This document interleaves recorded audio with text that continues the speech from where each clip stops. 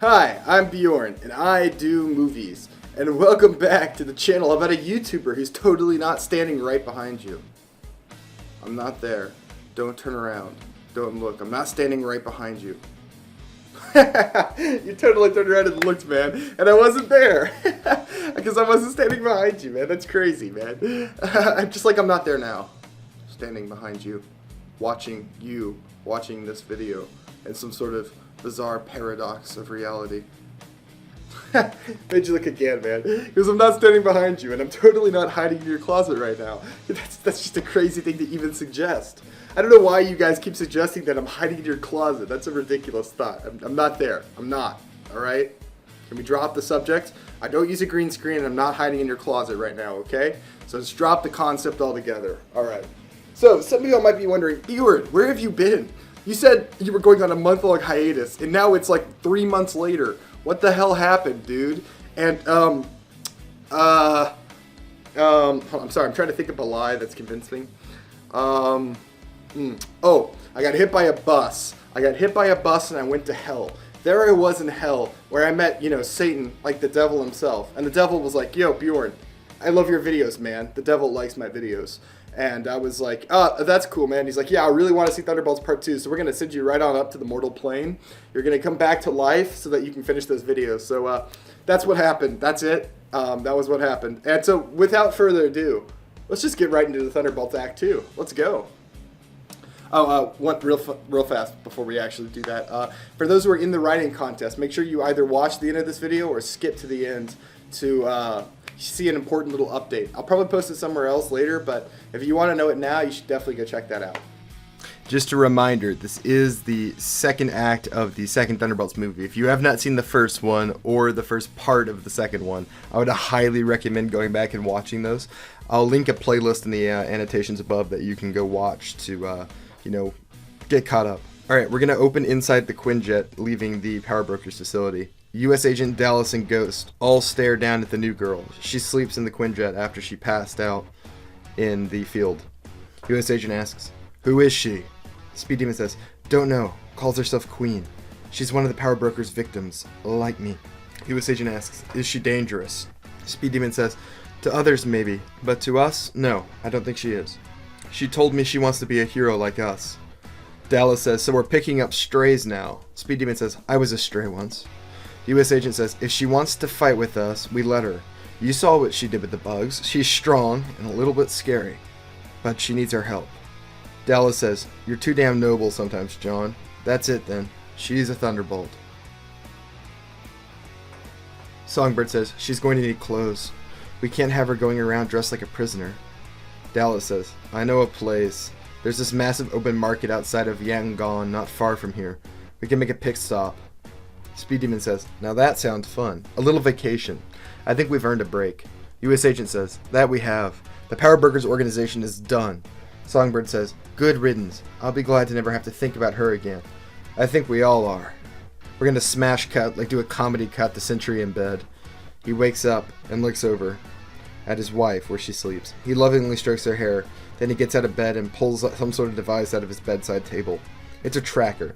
He goes into his closet and pulls out a secret drawer and removes the Sentry costume from the comics. It's basically the same way he drew it as a kid. It's the same comic version for the most part too. Not the original design, but the later one. I really like. I'll put a picture of it here. I really like that design. In the same drawer, we see his drawing of a superhero he made and a picture of him with the Power Broker. He takes both and puts the costume on before leaving the room. His wife is out of bed standing there waiting for him. She says, "You were going to leave me while I was asleep." Sentry said, "I told you I was going. I figured I shouldn't disturb you." Kiko says, "You could never do that. I just want you to be careful, Robert, please." And as always, I mentioned this in the last part, they're going to be speaking Japanese here because she's Japanese and he's been living in Japan. The main reason being I hate in movies where two Japanese characters will speak to each other in English because it's a Hollywood movie. Like, why in the earth would they ever be speaking outside their native language? Just for no other reason than the audience. It bugs me, so we'll definitely be keeping that there. Sentry says, "I always am. They couldn't lay a finger on me if they wanted to." His wife says, "Look at me." She moves his head to look her in the eyes. don't lose yourself in this. I don't want you to end up like my brother. Sentry says, I won't. I'll come home to you the same as always. She says, I love you. And Sentry says, I love you more. We're going to cut to the Quinjet as it lands in the tropics in a clearing. The city they're going to, Yangon, is in Myanmar, which is tropical. Think like Vietnam or the Philippines. So just sort of picture that in your head. I'm sure you've heard of those places. Myanmar is probably lesser known, but you can kind of get an idea of what it'll look like. U.S. agent says, James, Melissa, don't be gone too long. Speed Demon says, relax, we'll be in and out. Quick is what I do best, right? U.S. agent says, right. We see Queen, who's now awake, step out with them. So we're really going to go shopping? Speed Demon says, yeah, should be fun. Get you out of the cage, right? She sort of smiles. I can't wait. We're going to see a montage of Speed Demon, Songbird, and Queen exploring the market and shopping. We hear the song Young and Restless by the Siamese playing. Queen is nervous at first, but she quickly warms up and starts to have fun. By the end, she's excited by everything she gets to see for the first time, and she's having a good time. Also, real quick side tangent again. The band that sings Young and Restless is awesome. I've used their stuff before, I believe, but it's one of my favorite bands of all time, like in my top 5 probably. I highly recommend checking out their songs like The Wolf and Mr. Fear. They're great. They have a bunch of other lesser known songs too that are really good. If you're in my Discord, link in the description, I can give you some more recommendations for bands like them and some more of their music, so definitely check them out. We're going to cut back to the Quinjet. We see Ghost sharpening her sword. Dallas walks by to go to U.S. agent. She says, about the superhero name, I was thinking, you know how we always say that powers are just an advantage in combat, like having a gun in a knife fight? It's about how you use them, not the powers themselves. U.S. agent says, sure. So how about that? I could be Advantage. It sounds like a superhero name to me. U.S. agent says, don't know about that. A little bit clunky, like advantage. It's a lot of syllables. Dallas says, really? I thought it was good. U.S. agent says, how about just Vantage? Flows off the tongue better. Dallas says, Vantage. Yeah, I like it. U.S. agent says, it suits you. You could always see what others couldn't. You know. Dallas says, that could be my catchphrase. U.S. agent says, don't go too crazy now. The day the Thunderbolts start throwing around catchphrases is the day I quit. We're going to cut back to Songbird, Speed Demon, and Queen. They enter a clothing store in the middle of the market. Like one of those clothing stores that kind of go out into the street and then deeper into a building. If you've been to open markets and basically anywhere, but specifically big cities, you'll see these a lot. Songbird says, James, can you find us something to eat? We're going to be trying on some clothes and we don't necessarily need a guy watching. Speed Demon laughs and says, sure, I'll find something great. But try purple. Looks like it'd be her color. I'll be back in a flash. Queen blushes and looks away nervously as Speed Demon skips off. Songbird says, that guy, I swear. Although, you would look good in purple. Yeah, let's look for something purple. They're going to look around the store for a while until they find a shirt, purple blouse, whatever. I don't do clothing. That's the job of the costumer, not my job. And then they take it into the back behind a little curtain to try it on. We see Queen take off her shirt. Hidden beneath it is a pair of wings like a dragonfly. We can see scar tissue and cybernetics worked all across her back and front. Surgical stars run all across her body. It's clear that they did a number of surgeries and experiments on her. She quickly slides on the new shirt and turns around in it. She says, what do you think? She looks at herself in the mirror. Songbird says, it looks really good on you. Queen says, you think? And Songbird says, yeah, I do. It suits you. Now let's find one that'll work as a costume. She says, for being a superhero? Songbird says, exactly. We're going to cut outside the clothing store. We see Songbird and Queen each carrying a couple bags of clothes. You know, they've been doing a lot of shopping. Speed Demon is waiting for them, leaning against the wall outside the store. He zips over to them and says, wow, you guys did some shopping. Hey, like the shirt. I told you purple would look good. Songbird says, yeah, we did some shopping. Now did you do your job? Speed Demon says, did I do my job? Oh yeah, I found a curry place down the street. Queen says, curry? He says, it's food. You'll like it. We see them like walking down the street going to a curry place. It's supposed to be like a little slice of life sequence. It does go on for a little bit, but I swear there's a purpose to this sequence. We see Queen as they sit down at the table. She looks at the bowl of curry and says, so this is what food is supposed to look like? Speed Demon says, I mean, not all food. This is called curry. Queen says, curry. It smells good. She sticks her spoon in the bowl and quickly takes a bite. Her eyes go wide. That's amazing. I don't think I've ever had anything this good. She takes another bite and then another one. I didn't remember that this is what food was supposed to taste like. I mean, I mostly ate this gray mush. The scientists called it nutrient meal. They said it was going to make me strong, but I hated it. It was so bitter. Speed Demon says, oh, yeah, most food doesn't taste like gray mush, except for maybe cauliflower. I don't like cauliflower. Queen says, so most food tastes like this? Speed Demon says, well, not exactly, but yeah, ballpark. Queen says, wow, can I have some more? Songbird says, sure, you can have as much as you'd like. We're going to hard cut to 3 empty bowls in front of Queen. Songbird says, well, we did say she could have some more. Speed Demon says, yeah, Queen here can really put them back. He slaps her on the back affectionately. She says, thank you, both of you, for all of this. I never thought I was going to leave that place again. But you saved me, and you brought me clothes and fed me good food, and I'm not going to forget it. I promise. Speed Demon says, we would have done it for anyone. Queen says, I didn't think people as good as you guys existed. Everyone in my life has hurt me, or tortured me, or done experiments on me, but you guys treat me like a person. Everyone must love you. Songbird says, yeah, about that. We need to have a chat when we get back to the others. Speed Demon says, on that note, we probably should head back. John Walker's got to be fuming. We've been gone a while. They exit the curry house back into the market, and they begin to move towards the ship. People start to look up into the air around them. Queen, noticing, turns to see what they're looking at, and we see Sentry floating in the air looking down at them. Queen says, oh, is he another one of your friends? Songbird says, who? Queen says, him, the flying guy. Sentry floats down into the market and lands on the floor. People around him begin to back up nervously as they stare. Songbird and Queen both look confused, but Speed Demon, he looks mortified. Sentry spots him and sneers. So it's true. Even you betrayed her, James. Speed Demon says, Sentry, I thought you were dead. Sentry says, no, I retired. I thought I could trust the others to protect her. Clearly I was wrong. Songbird asks, who is he? Speed Demon whispers to her quickly, desperately. One of the power brokers. Dangerous. Very dangerous. Take Queen and go. Have them call into my earpiece when you get there, and be fast.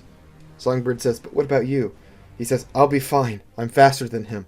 I'll keep him busy. Buy you time. Go, now. Songbird doesn't hesitate. She grabs Queen's arm and moves away. Queen looks back, confused, frightened. She says, what's going on? What about James? Songbird says, he'll be fine. We have to go. Sentry watches the other two leaves and smiles. He turns his attention back to Speed Demon. You won't keep them safe. When I'm finished with you, I'm going to hunt down all the Thunderbolts and slaughter them. Help me understand, James. Why did you do it? Do what? He asks. Sentry says, don't play dumb. I've known you for a long time. I remember the day she found you rotting away in that prison cell. You swore to be her protector, and yet you helped kill her. Speed Demon says, if you think I'll fall to my knees and apologize for what I did, I won't. She deserved it. The power broker wasn't the person you think she was. Sentry says, she was a saint. Sure, she had her flaws, but she was a good person doing her best to make the world better than she found it. She saved me from a life of hell, just like she saved you from a prison cell.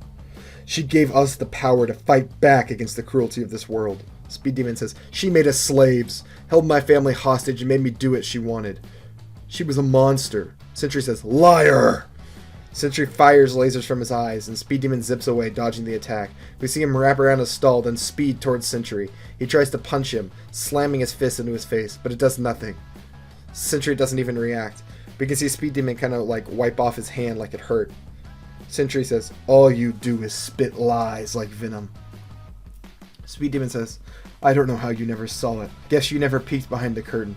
Sooner or later, you're going to realize what she was. You're on the wrong side. Sentry says, I will continue her work. I will make the world a better place, just like she would have wanted. Not that you'll be alive to see it. Speed Demon says, I wouldn't be too sure. I'm pretty quick. Sentry flies at him, and Speed Demon begins to run towards the emptying markets. Sentry zooms overhead, much slower than Speed Demon, but able to keep up. We can tell Speed Demon is letting him follow, keeping his attention for as long as he can. Speed Demon taps his ear and says, Walker, do you read me? US agent says, yes, I read you. You guys have been gone a while. What's wrong? Speed Demon says, we're in serious fucking trouble. One of the power broker's supers is here. I think you got a tracker on the ship. Find it, and as soon as Songbird gets back, take off. I'll catch up later. U.S. Agent says, shit. We see U.S. Agent jump out of the back of the ship. He runs by Ghost. She looks to the left and sees an echo of herself running. The echo is lasered in half and falls into 2 pieces. Another version of her we see get crushed, her head exploding. Ghost says, he's coming. We see U.S. Agent running around the hull of the ship until he finds a small blinking red device. He smashes it with his shield. U.S. Agent yells, Dallas, warm up the engines. Get this thing ready to go airborne as soon as possible.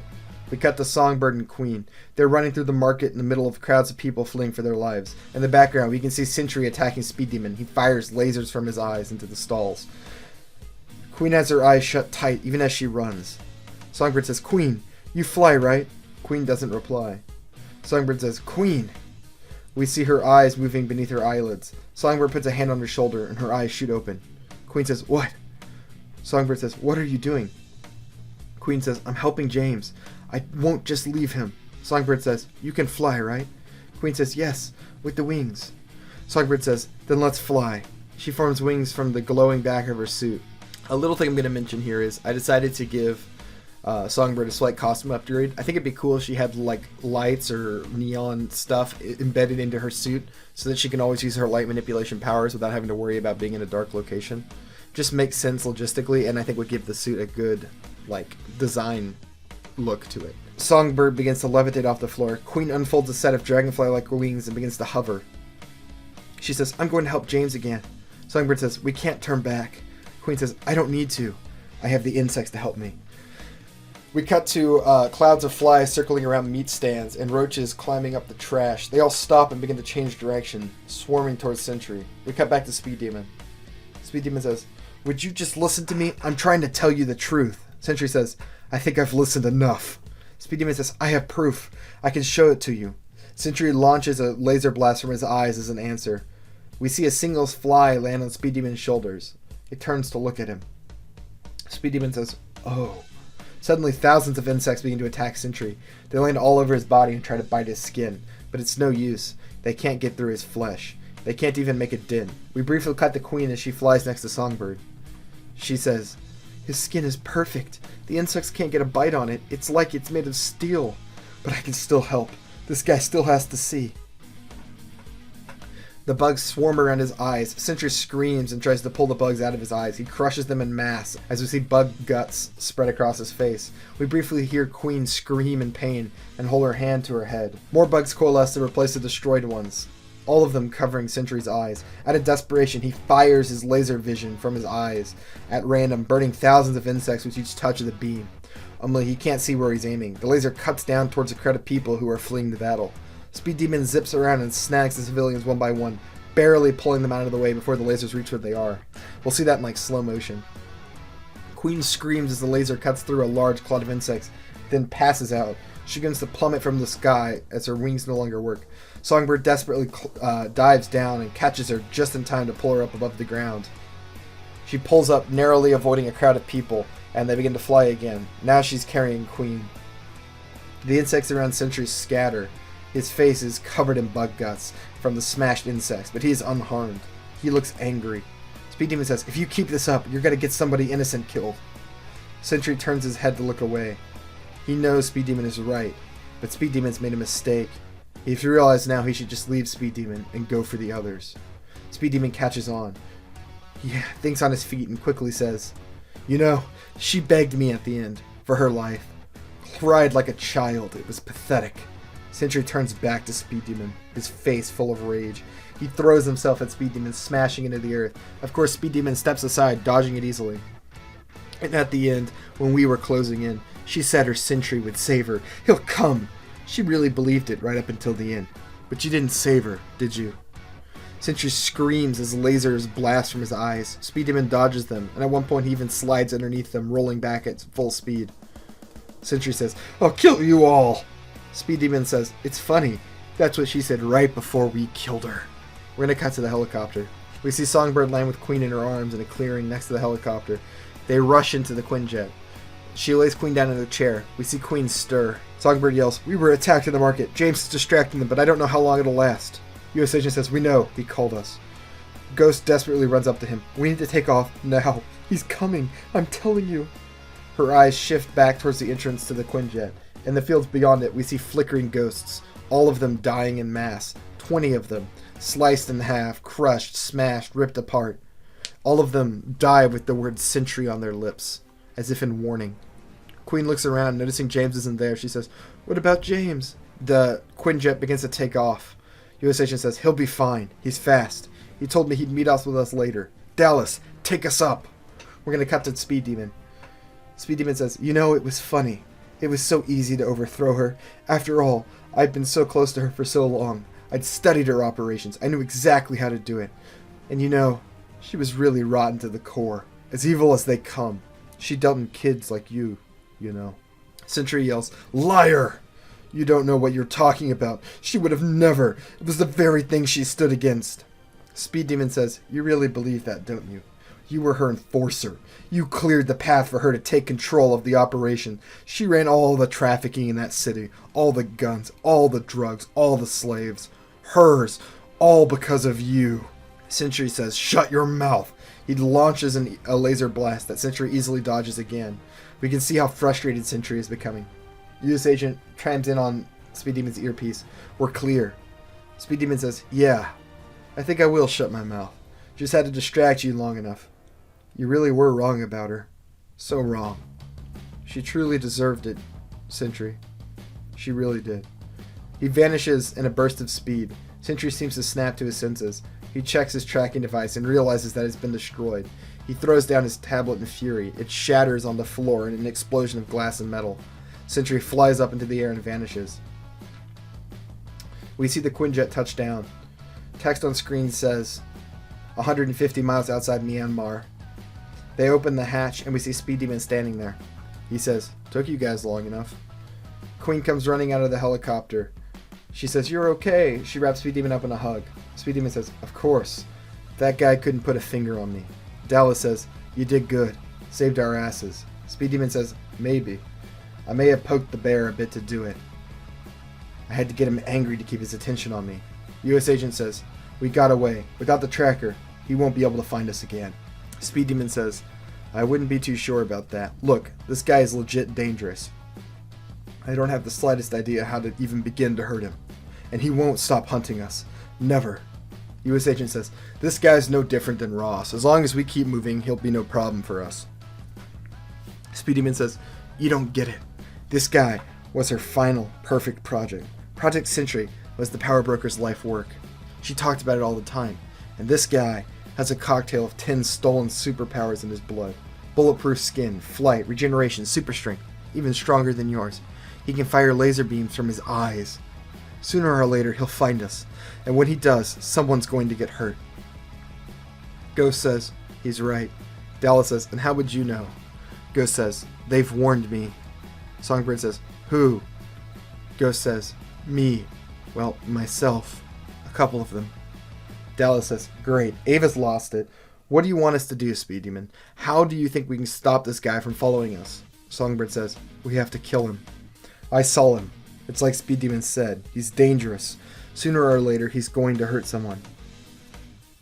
Speed Demon says, "Look, I talked with him. He believes everything she told him. He thinks we're the devils incarnate and that the power broker was like Mother Teresa." Dallas says, "If it's what the team wants, I'm okay with killing him. We've killed worse." Ghost says, "There is no choice. It's kill or be killed. I've seen it. There are no other options." Speed Demon sits down and sighs. "Look, this guy is a victim. Just like me and Queen. He just doesn't know it yet. I don't want to kill him. In fact, I'd hate it. But we may have no choice. What I say is we should prepare for the worst, but try to avoid it." U.S. agent says, "That sounds like the best option to me. So how do we prepare to kill him?" Speed Demon says, "Yeah, that's the other problem. I don't know if we can. This guy was Power Broker's pride and joy. She combined almost all of the serum she had to make him. From what I heard, she tried it a bunch of times and it always failed. This guy, Sentry, was the one exception. He managed to survive when no one else did. He's tough as nails." Ghost says, "He must have a weakness. Everyone does." Speed Demon says, "If he did have one, I don't know what it is, and the only person who did is dead with a bullet in her head. Dallas says, not necessarily. We have her files. I'd bet she kept one on him. Songbird said, yeah, but you said we couldn't crack those. Locked up tighter than Fort fucking Knox were your exact words. Dallas says, well, I've given it some thought. The code is tight, damn near perfect. I don't know who the power broker found to write it, but they were talented. There's maybe a handful of people in the world who could crack it. It just so happens that I do know one of them, a hacker who could probably do it. U.S. agent says, great, who is it and where do we find them? Dallas grimaces. That's the part you're not going to like. He's in the raft. We're going to cut back to the city. We see Sentry walk up to a payphone. He rings someone up and starts a conversation that we only hear one side of. I need a favor. Yes, another one. I know I'm asking a lot, but believe me, I can and will pay it back. I need John Walker's home address. There's been some complications. Yeah, I know. Yeah. Alright. Thank you. We're going to cut back to the ship. U.S. agent says, I'm sorry, did you just say you want to break into the raft? Dallas says, if you want to crack the files, it's probably the only way to do it on such short notice. My contact is locked up in the raft. Songbird says, that place is a fortress. I mean, you'd have to be insane to even try it. Dallas says, I know the way out of the prison better than most. It's doable, especially with her. She gestures to Queen. Queen says, me, how could I help you guys? Dallas begins to type something into the computer. We see a hologram of the raft appear. She moves to the schematics until we see the air vent system. She says, the security system is manned by 2 armed guards. They control everything. With the press of a button, they could shut down the whole facility, put it in lockdown mode. We'd be fucked if that happened. The worst part is, the system is completely enclosed. It's trapped behind several layers of steel and other material. The inside is protected by an automatic weapons system. Even if Ghost was able to phase into the walls, the second she became tangible, she'd be riddled with bullet holes. The one weakness to the system is airflow. The men inside need oxygen. A single vent runs into the building to provide life support to the guards stationed inside the room. It's too small for a human to move through, but if we were able to control insects, we could infiltrate the room, disable the guards, and shut down the weapons system. After that, Ghost could safely phase inside and disable any security systems inside the raft. Queen says, I see. You helped save me from prison, so I'll help you too. Well, my insects will help you. U.S. agent says, I'm sorry to say it, Dallas, but I think you're making it sound too easy. This is the raft we're talking about. It's the most secure prison in the world. It contains some of the most dangerous people who have ever lived. There have to be at least 30 highly trained guards stationed there at all times. Dallas says, we're the Thunderbolts. We can handle 30 guards. U.S. agent says, I don't know, Dallas. It seems risky. Speed Demon says, if her guy really can break the security code, then I think it's worth the risk. I can't express just how dangerous this guy is. He'll kill all of us if even given half the chance. Dallas says, you're the boss, Walker. It's your call. U.S. agent says, it's a big risk, but I guess I just don't see another option. If he's as bad as James says, then we need to know his weaknesses. I think we should do it, but we're going to be careful about it. Dallas says, of course. Alright, let's run through the plan a couple times. We see the backyard of the suburban home. There's a little kiddie pool and a trampoline, some toys laying around. Suddenly, a pair of feet come into view as Sentry lands in the yard. He pulls out a tape recorder and listens to it. We hear a phone recording of U.S. agent's call to Ross in the last movie. Ross says, Walker, this better be good news. U.S. agent says, the power broker is dead. Ross says, what? I told you I wanted him alive. Are the serum samples secure? U.S. agent says, they are now, but they won't be for long. I'm going to destroy them. Sentry says, Walker, he did it. You can do this, he deserves it. He puts away the tape recorder. We watch as he floats towards the sliding glass door and opens it. He enters a kitchen we recognize from the first movie. It's John Walker's house. Sentry looks around and notices a drawing on the fridge. It's a crudely drawn depiction of a Captain America with the words, my dad, scribbled on top. Sentry frowns. We see flashes of him and his sister drawing with crayons in his childhood house. His face hardens. From behind him, we see Henry, John Walker's son, enter the kitchen. He holds a Captain America action figure. Henry says, hello. Sentry says, hello. Henry says, hey, that's a funny costume. Are you a friend of my dad's? Sentry says, I am. I have business with him. Henry says, so you're a superhero? Sentry nods and says, yes, I am. Your father took something from me. I just stopped by to take it back. Is your mom home? Henry says, yeah, I'll go get her. Sentry says, thank you. It'll be good to catch up. The boy runs off. Sentry closes his eyes, preparing himself for what he's about to do. We're going to cut back to the Quinjet. The camera pans over the room, and so we see Speed Demon, Songbird, and Queen sitting together. Queen looks over at Speed Demon and fidgets for a moment. She says, I lied to you, both of you. Speed Demon looks confused. He says, you did? Queen nods, and Speed Demon asks, about what? Queen says, my life. I had a family. A name besides Queen. I even remember seeing the sky as a little girl. Speed Demon says, that's a good thing. That means you have people waiting for you. People who've been looking for you. Songbird says, we can help you find them. Queen shakes her head. No, I can't go back to them now. I couldn't let them see me like this. After what they did to me, my father wouldn't even recognize me. I'd disgust him. Speed Demon says, I don't know your relationship with your father. I had a real bad one with mine. Songbird says, understatement. Speed Demon says, okay, it is a bit of an understatement. I hated him. But it doesn't sound like you hate your dad, Queen. She shakes her head. I don't hate him. He was kind and loving. If anything, I miss him. But I can't. I don't want him to see me like this. To know all the things they did. To know the things I've done. I couldn't bear it. Speed Demon says, hey, I did some bad things when I was younger. I used to be terrified that if my mom and my little sister found out the things I did for the power broker, that they'd hate me. I was wrong. If I just disappeared like you did, I know they'd never stop worrying about me. You don't have to worry about how you look or the things they did to you. You're beautiful, even with what they did to you. Your father would love you for you. I'd bet my life on it. Queen blushes and looks away nervously. Speed Demon seems to realize what he actually said and blushes too, awkwardly stammering. You know, that's just what I think. Queen says, I do have a real name. I don't like to use it because it reminded me of when I was normal. It made me think of my happy days and made me realize that I wasn't happy anymore. And I knew I would never get back to those days, or at least I thought I wouldn't. Dallas suddenly cries out, we're here! Entering the raft airspace now. Speed Demon says, hold that thought. We're up. We see Dallas typing something into the ship's computer. U.S. agent stands next to her. He says, are you sure this is going to work? Dallas says, reasonably. I trust you. Just don't get me killed.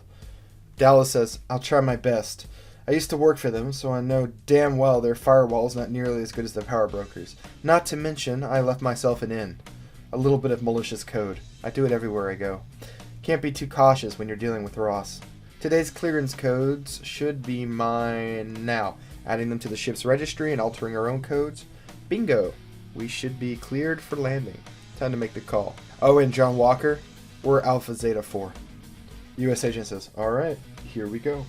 He presses a button and dials into a radio frequency. He says, this is Alpha Zeta 4 requesting permission to land. A crackled voice comes on over the intercom. I don't remember a landing happening today, but I see you here, Alpha Zeta. Could I get your clearance code? Dallas slides him a piece of paper. U.S. agent says, yeah, I got the code right here. Looks like it's Beta Charlie 5 Omega 3 Beta 7. The voice crackles back in over the radio. Alright, Alpha Zeta. Everything seems to check out. You're clear to land. The U.S. agent says, thanks. See you real soon. He clicks the radio off. Turns to the rest of the Thunderbolts. Ladies and gentlemen, gear up. Songbird Ghost, welcome home. Songbird says, I always hated this place. Dallas says, everyone does. That's the idea. We see the Quinjet coming in for a landing. In the distance, we see a dark storm rolling in.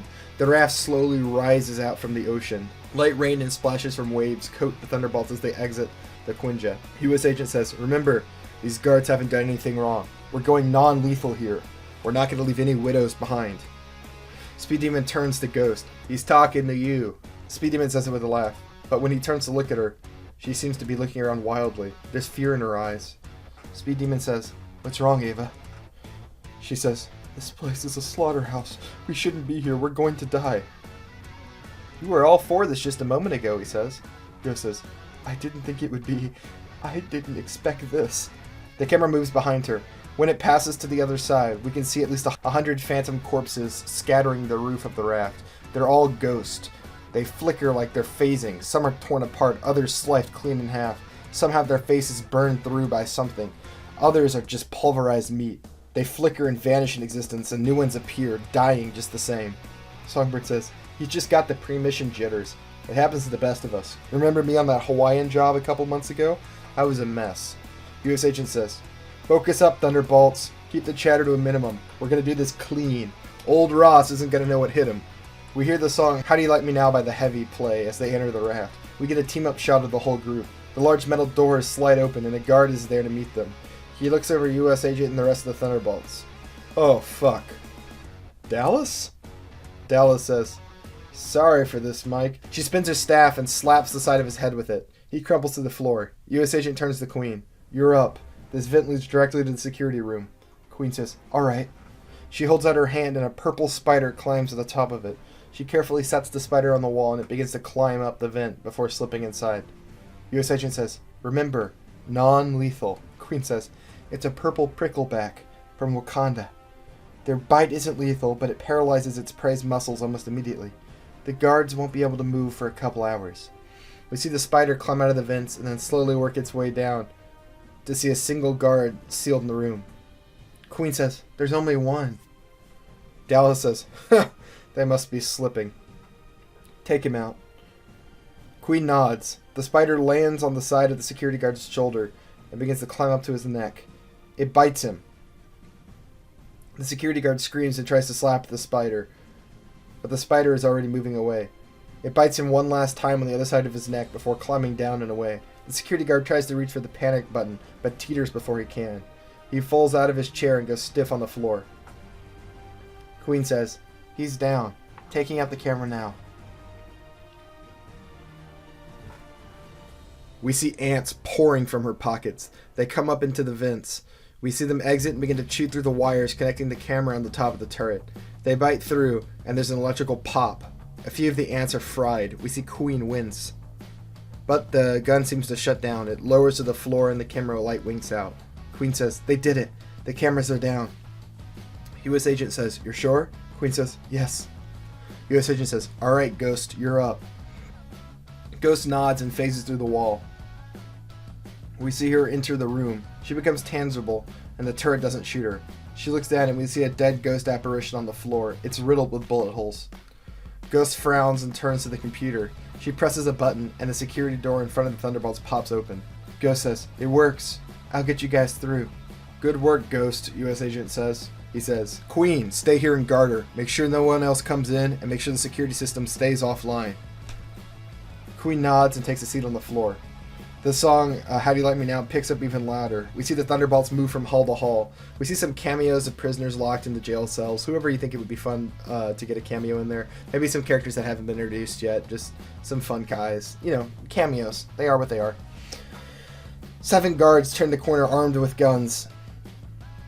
U.S. Agent says, Dallas, Songbird. Let's make some noise. He holds his shield up and Dallas twirls her metal staff into it. It makes a loud clanging sound. We see Songbird amplify the sound waves into a cannon. The sound waves slam into the oncoming guards, throwing them back into the wall. A few of them try to get back up. We see Speed Demon zip forward and knock them out one by one. He reappears next to the others. Speed Demon says, I swear this gets easier every time. We get a bit more of an action scene as they dispatch a few more guards in more conventional ways, you know, fighting, using their weapons, using their powers. I'm not going to waste your time describing all of it. You can kind of use your imagination. I'm sure whatever you imagine will be cooler than whatever I come up with. Finally, they arrive to a prison cell near the end of the hall. Dallas approaches it, and the camera pans around, revealing Mach 1. Mach 1 smiles when he sees her. Of everyone I expected to see today, you were not on my list, Dallas Reordain. Guess you're back to being Ross's bootlicker. U.S. Agent and Songbird step into view, and Mark 1 laughs even louder. No shit. You are still rogue, and you broke into the raft. Now you've got some balls. Dallas says, I need something from you. Mach 1 says, everyone always does. I have conditions. I want out of here. Dallas says, that's the idea. She waves to Ghost by pointing to a camera, and his cell door opens up. She shows him a laptop. She tries to open a sealed file on Project Sentry, and it fails. It requires a long password. Dallas says, "Can you hack it?" Mach 1 takes the laptop and starts to look through it. Wow, this is some serious shit. What is this, Chinese government, Korea, Japan? This thing's locked up tighter than Fort Knox. Dallas says, "It's from a drug smuggler called the Power Broker. We need the information on that file, and we need it quickly." Mach 1 looks through it some more. Yeah, I can break this. It's good, but it's not good enough. But I have demands. Dallas says, "You're in no position to argue." Mach 1 says, "I think I am. As you said, you need the information on this file. Clearly, I'm the only one who can get it, or you wouldn't have gone through the trouble of breaking into the fucking raft." Dallas says, "Touché." Mach 1 says, "I want out, but I also want a favor." U.S. agent says, "What sort of favor?" Mach 1 says, "Hey, how about that? Captain America talks." U.S. agent scowls. Mach 1 says, "Yeah, a favor. Nothing big. There's another prisoner here who goes by the name Atlas. I want him out. I owe him a favor, and I always pay my debts." Dallas says, "Where is he?" Mach 1 says, "C block, I think. Cell 22, maybe. Ross moves us around sometimes." Dallas says, "Speed Demon, check it." Speed Demon says, "On it." He vanishes, then reappears after 20 seconds. He says, "Big guy, broad shoulders?" Mach 1 says, "Probably." "Yeah, he's there." Mach 1 says, "One more thing. I'll need my suit to hack the files. They've got it sealed in the armory." Dallas says, "Right. We'll make our way there after we break your friend out. You have a deal, but don't try to fuck me on this. You'll regret it, I promise." Mach 1 says, "Wouldn't dream of it. You guys have a reputation. The Thunderbolts. This shit right here is going to piss Ross off, you know." Dallas says, "That's kind of the idea." We see them move through the raft, fighting guards until they reach C block. Mach 1 leads them to a cell. Inside, we get the first reveal of Atlas. Big guy, looks like his comic book version minus the suit. Atlas says, "Look, Warden, I don't know what you think I did this time, but I've been good." His eyes twitches over and he sees the Thunderbolts. Atlas lets out a belly laugh. "Oh, that's good. The Thunderbolts. I love you guys. Mostly because Ross hates you." Mach-X steps out from behind Speed Demon, and Atlas's face turns to one of confusion. "What the hell are you doing with the Thunderbolts?" Mach 1 says, "It's a jailbreak, Atlas." Atlas says, "No, you're kidding." Mach 1 says, "No jokes here. I seem to recall owing you a favor." He opens the cell door. Mach 1 says, "Debt repaid." Atlas laughs and runs over. He wraps Mach 1 in a big hug. "I was gonna go crazy in here. Now I owe you a debt." Mach 1 says, no more debts. That was the point of this whole thing." Dallas clears her throats.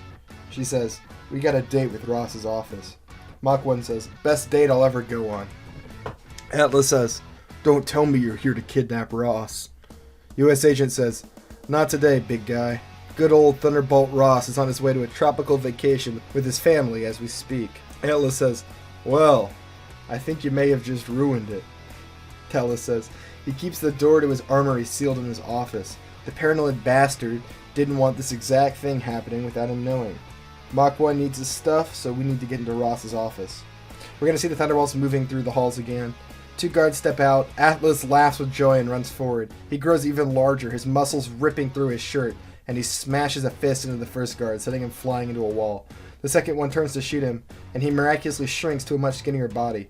He moves supernaturally quick, dodging the gunfire before growing large again and smashing an uppercut into him. Both guards are down. Atlas says, "God, I miss this." Songbird leads in the Speed Demon and whispers, "Hey, he's fast. You got some competition." Speed Demon says, "What? No, I'm faster. Yeah, faster." U.S. agent kicks the door to the office down, and we see a nice office with pictures of Ross in military uniform hanging on the walls. There's also an American flag hanging over his large oak desk. A giant vault door fills up the left wall of the room. U.S. agent says, "Right. Speed Demon, crack that safe. The rest of you, make yourselves at home." Speed Demon says out loud, "I'll crack that safe because I'm the fastest here." He gives Songbird a sarcastic glance. "Obviously," U.S. agent says. "Hurry up, though. I don't know how much time we'll have before they scramble what's left of the Avengers or someone else to come defend the prison." Speed Demon says, "Right, of course." He zips over to the vault door and begins trying combinations so fast we can barely see what's happening. We see Mach 1 slowly move over to Ross's desk. He opens up one of his drawers, then jumps on top of the desk. He pulls down his prison jumpsuit. Songbird asks, "What are you doing?" Mach 1 says, "What does it look like?" "I'm taking a shit in Ross's desk. Gonna leave him a little steaming surprise." Atlas laughs. "Ross will hate that. Everyone hates shit." Dallas says, "You two are animals." Mach 1 shrugs. Speedymon says, "Got it." The safe opens, revealing a room filled with supervillain paraphernalia and suits. Mach 1 says, "You lot have just opened the motherlode. I think I'm in love." U.S. agent says, "Don't touch anything there. Just find your suits so we can get out of here." Mach 1 says, "Aye, aye, Captain," and sarcastically salutes him. We're going to cut to Walker's house. Henry says, "See, Mom? I told you he was real. A real superhero." He drags his mother into the kitchen where Sentry stands. A stranger in her house. When she sees him, she goes rigid. Walker's wife says, "Henry, get behind me." Sentry says, "You should do what she says." Henry looks to his mother nervously. He's read the tension in the room. He carefully slides behind her, peering out from behind her. Walker's wife says, "Who are you?" Sentry says, "I am Sentry. Your husband owes me a debt. I've come to collect." There's a certain malice in his voice. Walker's wife says, "Let the boy go." Sentry says, "You can relax. I thought I'd come to kill you both as revenge. Figured that would drag your husband out of hiding. Finally get him to come face me. But I think I've thought of a better way to get what I want. I'll need something from you, though." Walker's wife says, "What?" Sentry says, "I need you to call your husband. I know you can do it." She says, "I can't. He's on the run. I don't know where he is."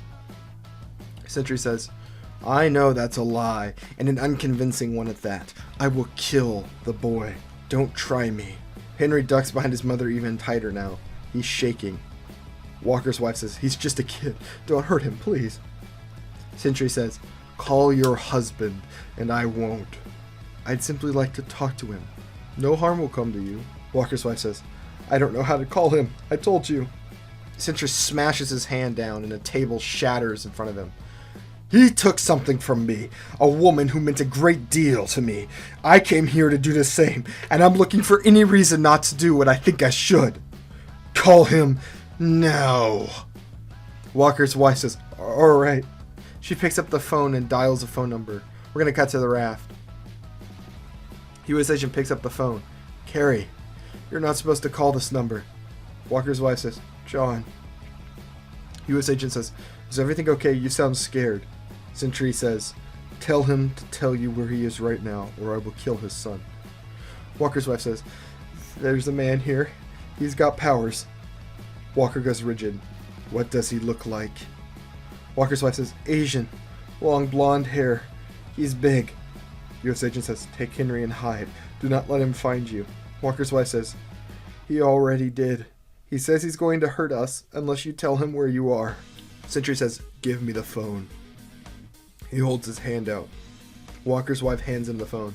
The U.S. agent says, "Don't hurt them. They're innocent in this." Sentry says, "So was the power broker. A kind soul. I came here because I wanted to take something from you, so that you would know what it felt like to watch powerless as someone takes your loved one." U.S. agent says, "Please, don't." Sentry says, "But it wouldn't be right. I don't want to be like you, so I'm giving you a choice. Tell me where you are right now, or I will kill them both." U.S. agent stops where he stands.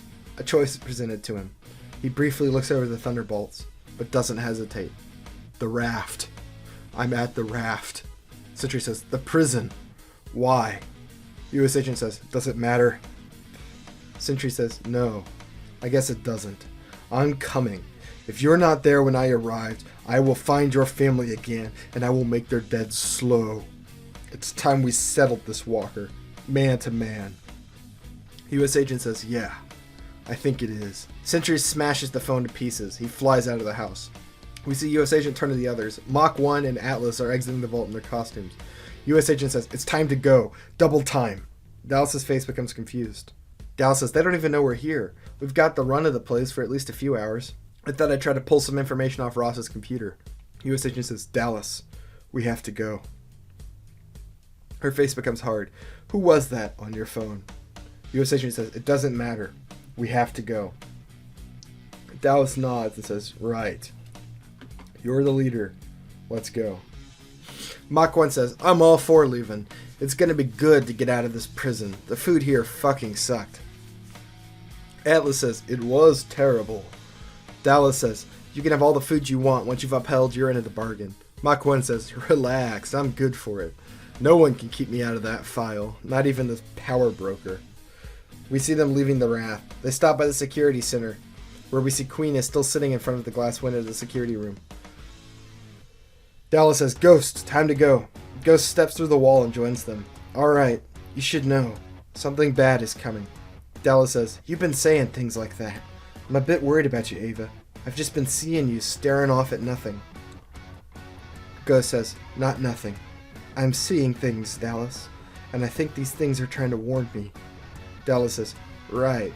We'll talk about this on the Quinjet. I want you to tell me what you've been seeing there. Ghost nods.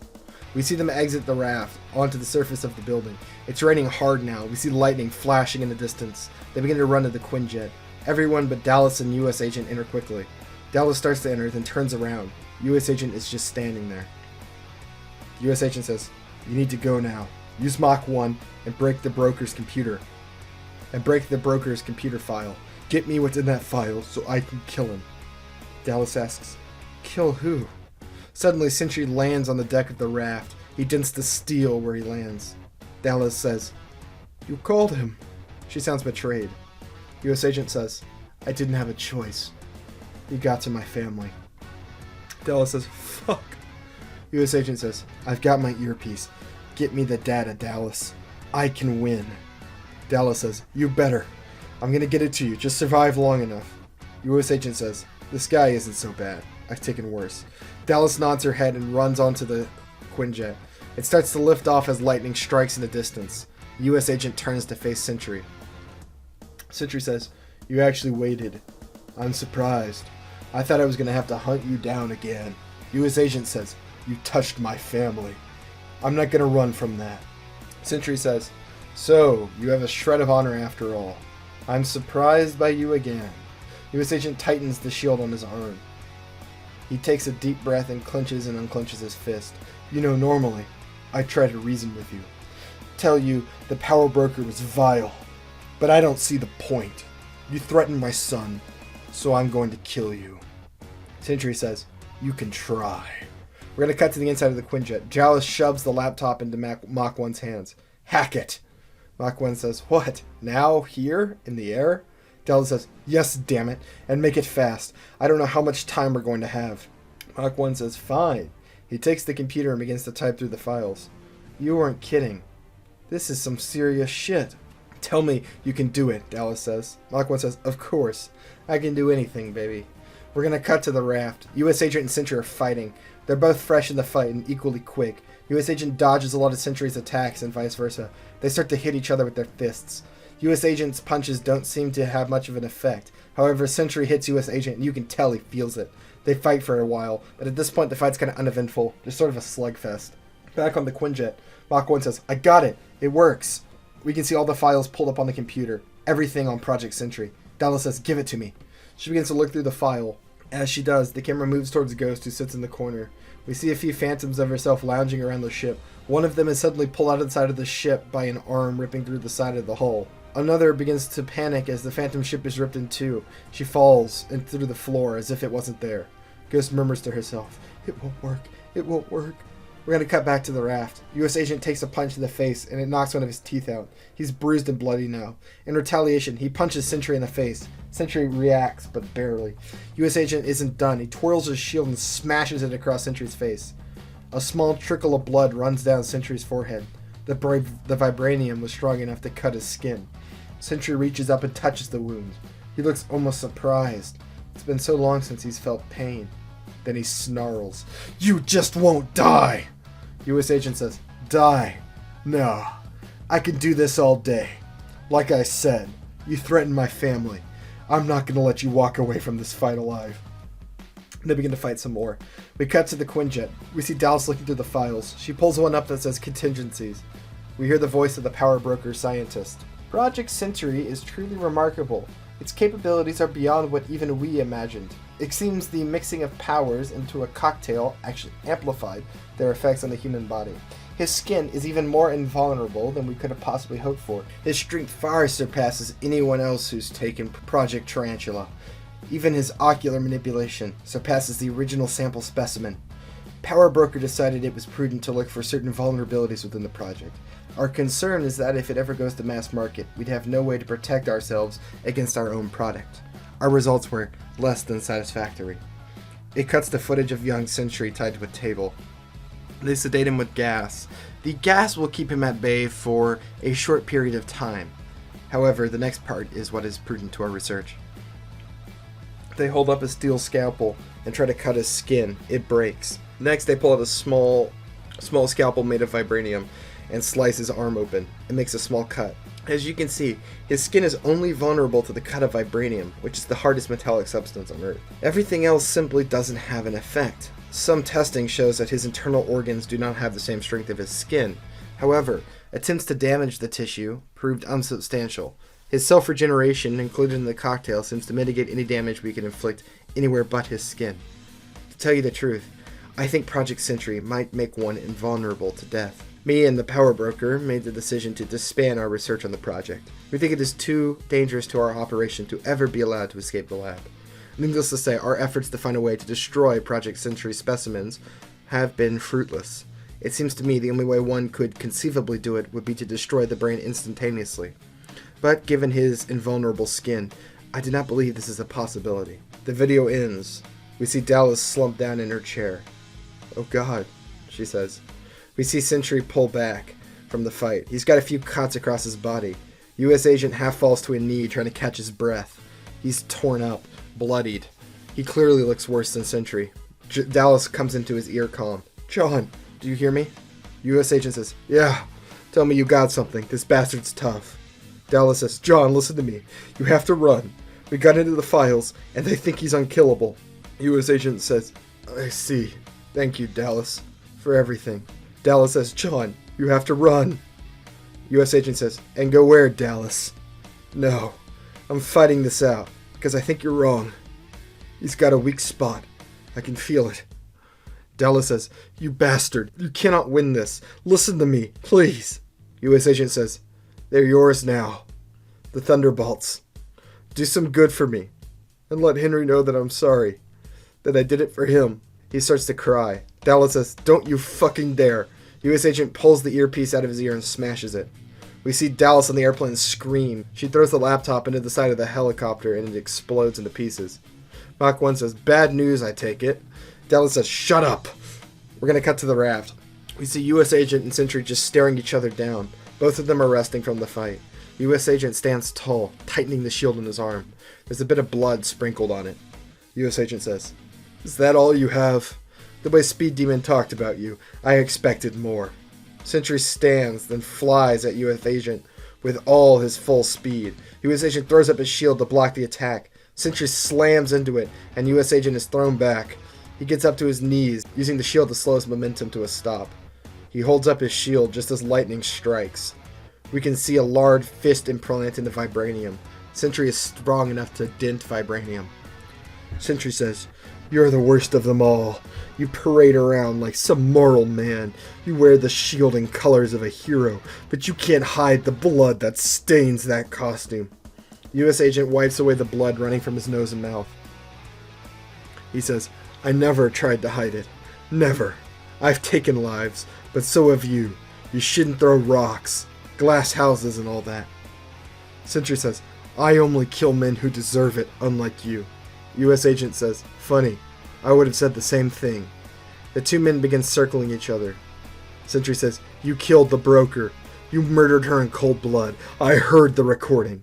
U.S. agent says, "She was the worst of them. For all your moral posturing, I don't know how you never saw it." Sentry says, "So all of you are sticking to that lie. You think it'll clear your conscience? She was a hero, unlike you, and your band of criminals. Your own country denounced you. The people of your country hate you. You have nothing. You are nothing." Lightning strikes, illuminating U.S. agent's face. It's a mask of rage. U.S. Agent says, "Shut up and fight." He runs towards Sentry and throws a punch. Sentry dodges, but U.S. Agent knew that he would. He moves his shield up and smacks Sentry in the stomach. Sentry fires his laser vision, and U.S. Agent catches it on the end of his shield. Lasers refract everywhere, forming a superheated ball of energy. It mimics that shot of Captain America and Iron Man fighting in Civil War. The Iron Man sort of blasts Captain America's shield. U.S. Agent kicks Sentry's leg with all of his strength, sending him down to his knees. Lightning strikes again, illuminating the fight as they brawl. Sentry catches U.S. Agent in the gut with a punch. He follows it up with a punch to U.S. Agent's jaw. U.S. Agent is staggered. He tries to recover with an attack of his own. He throws a haymaker that connects with Sentry's face. However, Sentry doesn't even react. He reaches up and grabs U.S. Agent's hand and holds it tight. With his other hand, he grabs U.S. Agent's throat. He begins to levitate off the ground. Lightning strikes again. U.S. Agent begins to bash his shield into Sentry over and over again. We can see blood from a few cuts, but Sentry doesn't even seem to care. He squeezes harder. Sentry says, "I don't know how someone as pathetic as you could have taken a life as vibrant as hers." U.S. Agent continues to try to free himself. He slams his shield over and over again. Sentry says, "You might think your friends are free, that your sacrifice will mean something. I left another tracker when I landed. They're doomed. I'll kill them all." U.S. Agent's punches are growing weaker as Sentry chokes him. Lightning strikes again, and we get a wide shot of Sentry floating in the air holding U.S. Agent. It's illuminated by the lightning. Sort of a connection to the Justice Like Lightning thing, the Thunderbolts. It's a good little moment. Sentry says, "I want you to know that after you die, I'm going to kill your team. I'm going to rip them to pieces, all because of you, because you had to destroy what was good." U.S. Agent is barely able to croak out words. U.S. Agent says, "Don't know her." His eyes are full of panic and bloodshot now. He tries one more time to bash Sentry, but he's too weak to even lift the shield. He whispers, "David," thinking of his son. We cut to the ground of the raft. Lightning strikes in the distance again. We hear something clatter to the floor, metal on metal. Lightning strikes, and we see U.S. Agent's shield filling the foreground of the shot. Blood is splattered across it. Darkness envelops the shot again. Something else falls. Lightning strikes, and we see U.S. Agent's body. His eyes are dead, and his face is purple and bloodshot. The camera slowly pans back, and we see Sentry land next to U.S. Agent's corpse. He laughs to himself. "I did it. I killed your murderer. And I'll get the rest of them too. I'll kill them all. And it'll be okay." He slowly bends over and picks up the shield. He studies it. Lightning strikes again. He says, "You never deserved this." He turns to the distance where we can see the Quinjet trying to escape in the storm. He's going to have his revenge on the left of them. He tightens the shield on his arm and flies off. And that's the end of part 2. This is super interesting. I've just received this letter. And, this letter, it says here that I did the funny again. Oh my god, I got away with it again. I did the funny. Ha ha ha ha ha. I enjoy killing your characters. What does that even mean? Who wrote this? Okay, whatever. Yeah, I did the funny again. Alright, stop writing me letters about it. I'm getting really upset with this parasocial thing that's starting to develop between me and you, amorphous viewer. Let's stop that nip that in the bud now. Also, part 3 should be coming out sooner than this part, I think. I'm not going to go dormant for 3 more months. Not this time. But, if you're looking for something to do in the meantime, writing contest. I started one. If you haven't seen that video, you can go look on my channel. It's there. If you haven't seen the Making the Thai Chili Sauce video, I talked some more about some of the additional prizes to that contest. So if you're in the contest and haven't seen that yet, I recommend it. But the update I promised at the beginning of the video is this. We decided to extend the contest an extra month. The reasoning being, basically, we realized that this is a contest for new writers or adapt writers, everyone. But some new writers might feel pressured to finish a script in 2 months instead of 3, or some amount of time. So we decided to just add an extra month because we're still experimenting with this. If y'all really hate that, let me know in the comments and we'll consider changing it. But for right now, unless I post an additional update, we're going to add an extra month to the contest. So make a note of that. Do whatever you guys got to do. That's it. That's all I have to say. I'm going to go back to my room to play video games. I'm not in your closet. I'm not there. Stop suggesting that. I'm serious, all right? It hurts me when you suggest that I've been hiding in your closet for several months instead of that story about the bus I told, all right? That's not true. I'm not there. I'm not homeless or making a home in your closet. So, that's the end of the video. What are you talking about?